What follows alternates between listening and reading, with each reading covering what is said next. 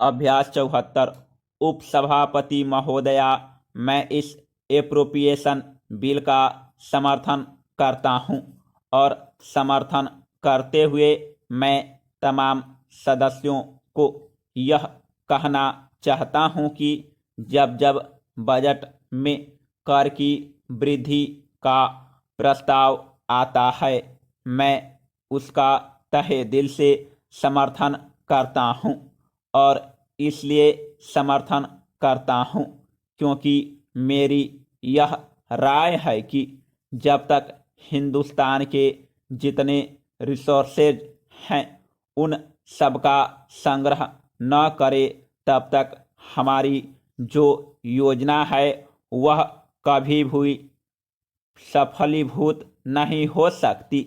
बदकिस्मती है कि हमारी वैसी आर्थिक स्थिति नहीं सुधरी है और इसलिए हमें विदेशों से कर्जा लेना पड़ता है।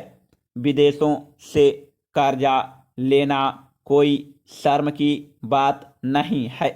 सब सरकारें लेती है और उससे काम चलाती है, लेकिन हमारा बराबर यह निजी विचार रहा है कि देश में जो टैक्स देने वाले लोग हैं उनसे टैक्स लिया जाए और अमीरों से ज़्यादा लिया जाए तथा गरीबों से कम लिया जाए।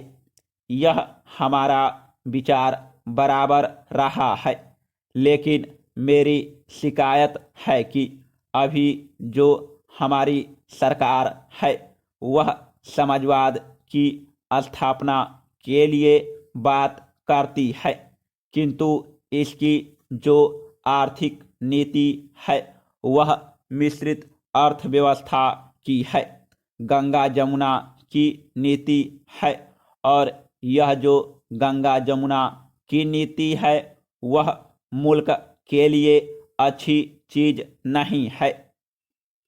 कितने दिन तक यह चलेगी यह तो पता नहीं और इसलिए हमारी सरकार कभी कभी अमीरों पर रहम करती है। उनसे तो इतना टैक्स लेना चाहिए कि हमें बाहर के जो देश हैं उनसे कर्जा लेने की ज़रूरत न पड़े। इसके साथ ही साथ जो मध्य वित्तीय दर्जे के लोग हैं जिनकी माली हालत अच्छी है उनसे भी ज़रूर टैक्स लिया जाए और गरीबों से कम लिया जाए, लेकिन ऐसी स्थिति नहीं है।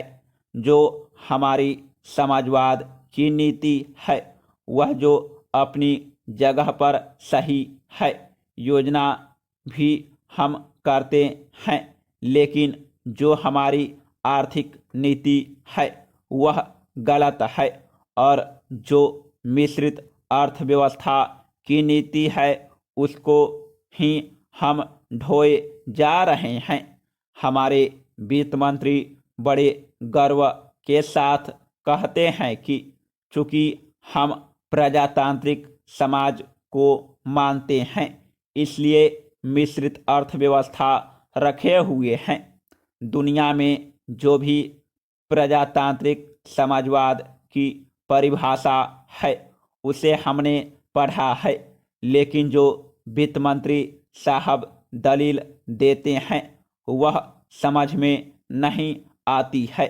प्रजातांत्रिक समाजवाद क्या होता है? यह कि प्रजातांत्रिक तरीके से उसकी योजना बनाएंगे और इसलिए ही उसे प्रजातांत्रिक समाजवाद कहते हैं।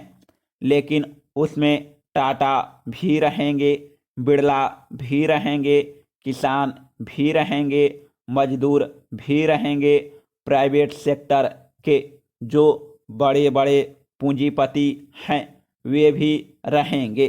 तो यह तो कभी चलता नहीं है, लेकिन चल रहा है। सरकार को इस नीति का परित्याग करना पड़ेगा और जब तक वह इस नीति का परित्याग नहीं करती है, तब तक समाजवाद की स्थापना नहीं होगी और तब तक हमारी जो हालत है वह कभी सुधरने वाली नहीं है। इसलिए हम अपनी सरकार से बराबर कहते हैं कि जो बड़े बड़े कल कारखाने हैं, जो बड़े बड़े उद्योग हैं, मूल उद्योग हैं, बैंक हैं, सबका जल्दी से जल्दी समाजीकरण करना चाहिए जनता के लिए।